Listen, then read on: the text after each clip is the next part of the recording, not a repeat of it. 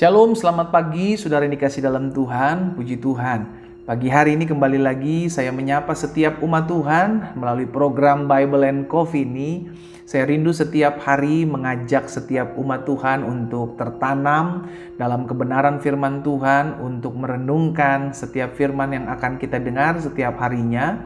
Karena saya percaya betul firman Tuhan tidak akan pernah kembali ke mulut Tuhan dengan sia-sia, melainkan akan mengerjakan apa yang Dia perintahkan dan berhasil dalam apa yang Dia suruhkan. Itu sebabnya Alkitab juga mencatat bahwa lebih mudah langit dan bumi ini lenyap daripada satu titik iota tidak tergenapi daripada firman Tuhan. Berarti langit dan bumi akan lenyap, tapi firman Tuhan akan tinggal tetap. Kita hidup bukan karena melihat keadaan hari-hari ini, karena kalau kita melihat justru adanya kekecewaan, adanya ketakutan, adanya kekhawatiran, itu terus ada dalam kehidupan kita. Tapi kita hidup karena percaya akan firman Tuhan. Amin saudara. Melalui program Bible and Coffee ini, saudara dikasih dalam Tuhan, saya juga mengarahkan, mengajak, encourage setiap umat Tuhan untuk ayo sama-sama kita bagikan kembali renungan singkat ini. Saya percaya renungan yang sudah memberkati setiap umat Tuhan pasti juga bisa memberkati umat Tuhan lainnya yang olehnya Tuhan percayakan untuk kita bagikan dalam kehidupan mereka. Baik melalui sosial media kita,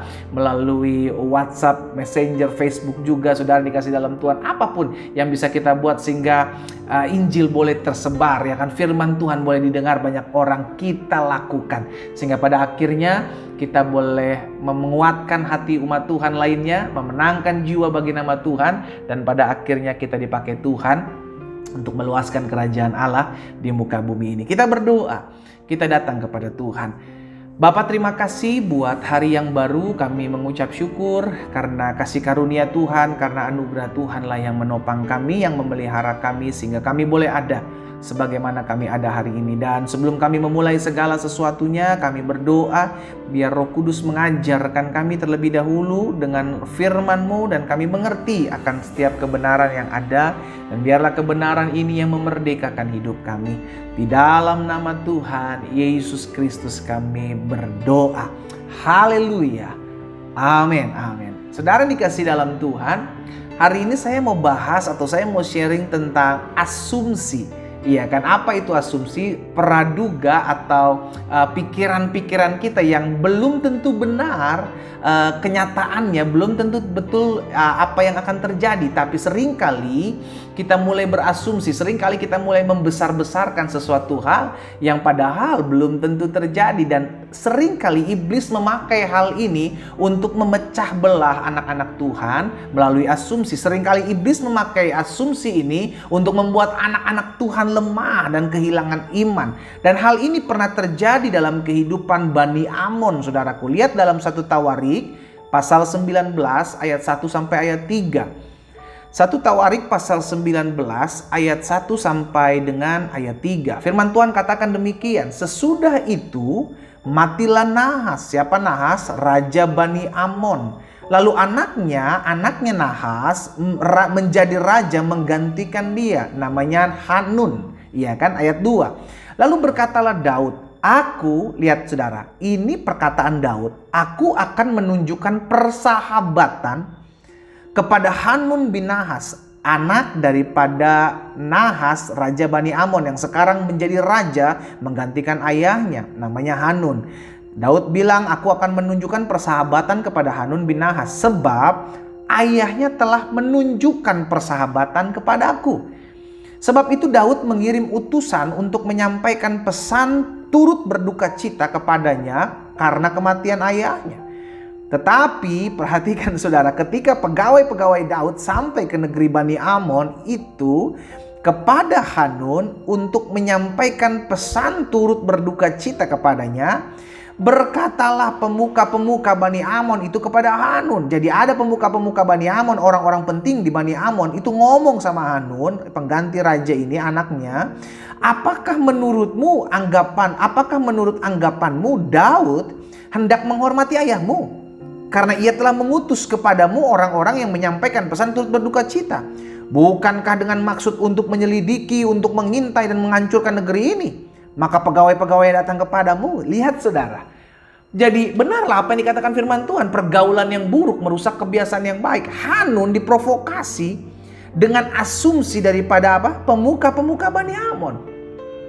Pemuka-pemuka Bani Amon ini memiliki asumsi bahwa ini orang-orangnya Daud nih, pegawai-pegawainya Daud nih datang untuk menyampaikan, untuk menyelidiki, untuk mengintai negeri kita, untuk menghancurkan negeri kita. Maka pegawai-pegawainya ini datang untuk apa? Untuk siap menyerang kita. Akhirnya Hanun terprovokasi, saudara dikasih dalam Tuhan. Akhirnya yang terjadi apa? Mereka menyiksa utusan-utusan, menggunting celana, membuat malu utusan-utusan Daud. Dan akhirnya mereka pulang kepada Daud dan memberikan kabar bahwa kita diperlakukan seperti ini. Akhirnya terjadi perang antara Bani Amon dengan orang Israel.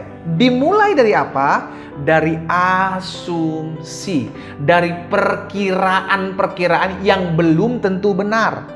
Ini yang terjadi. Ya kan, pemuka-pemuka Bani Amon bilang sama Hanun, nih Daud nih kirim utusan nih untuk menyelidiki negeri kita nih, untuk mengintai kita nih, menghancurkan negeri kita nih. Padahal untuk apa? Jelas Daud menyuruh utusan untuk menunjukkan persahabatan, untuk menyampaikan pesan untuk turut berduka cita.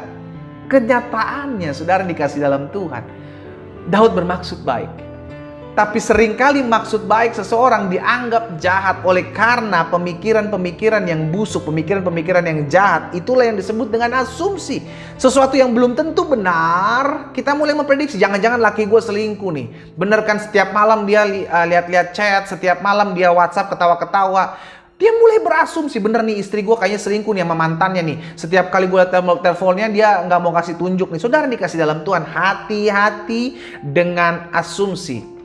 Ada sebuah pernyataan, don't judge a book with the cover. Iya kan, saudara dikasih, jangan menilai, jangan menghakimi sebuah buku hanya dari luarnya saja. Kita nggak bisa mengambil sebuah kesimpulan, sebuah kenyataan yang terjadi untuk membuat sebuah pandangan gitu kan. Walaupun kita tahu ini kelihatannya seperti ini, tapi belum tentu gitu loh, saudara. Hal yang sama pernah terjadi dalam kehidupan Saul. 1 Samuel 18 ayat 8. Alkitab bilang begini, lalu bangkitlah amarah Saul dengan sangat dan perkataan itu menyebalkan hatinya. Lihat saudara, perkataan apa? Perkataan perempuan-perempuan yang menyambut mereka tatkala mereka selesai berperang. Mereka menyanyi, sudah dikasih dalam Tuhan. Saul mengalahkan beribu-ribu, Daud mengalahkan berlaksa-laksa. Saul sakit hati karena perkataan perempuan. Lihat, padahal Daud nggak buat apa-apa loh, saudara. Ada perempuan-perempuan menyambut mereka, bernyanyi. Saul mengalahkan beribu-ribu, Daud berlaksa-laksa. Alkitab bilang begini, sebab pikirnya, lihat saudara, ini yang ada di pikiran Saul, kepada Daud diperhitungkan mereka berlaksa-laksa, tetapi kepadaku diperhitungkan beribu-ribu. Akhir-akhirnya jabatan raja itu pun jatuh kepadanya. Lihat saudara dikasih dalam Tuhan, Saul mulai memikirkan, Saul mulai berasumsi yang jahat. Akhirnya mulai dari kasus ini, mulai dari peristiwa 1 Samuel 18 ayat 8, maka dia mulai mengejar Daud untuk membunuh Daud. Dikarenakan apa? Sebuah asumsi yang gak jelas. Inilah yang saya bilang, hati-hati dengan asumsi. Seringkali setan memakai asumsi untuk menghancurkan rumah tangga anak-anak Tuhan. Seringkali setan memakai asumsi untuk memecah belah orang-orang, anak-anak Tuhan satu dengan yang lain. Seringkali setan memakai asumsi untuk melemahkan iman kita, saudara dikasih dalam Tuhan. Asumsi-asumsi itu belum tentu benar. Itu belum tentu terjadi. Jadi caranya bagaimana untuk menghadapi asumsi ini? Beriman, percaya, perkatakan hal-hal yang baik. Saul memperkatakan hal-hal yang buruk. Akhir-akhirnya jabatan raja itu pun jatuh kepadanya. Benar, sesuai dengan apa yang dia imani, itu terjadi pada dia. Akhirnya Daud diangkat jadi raja. Saudara dikasih dalam Tuhan, dengar baik. Hati-hati dengan asumsimu.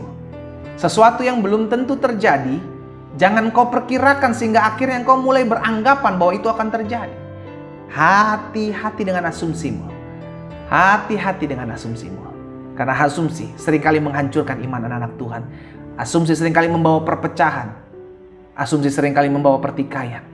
Karena asumsi setan dimenangkan, setan diuntungkan.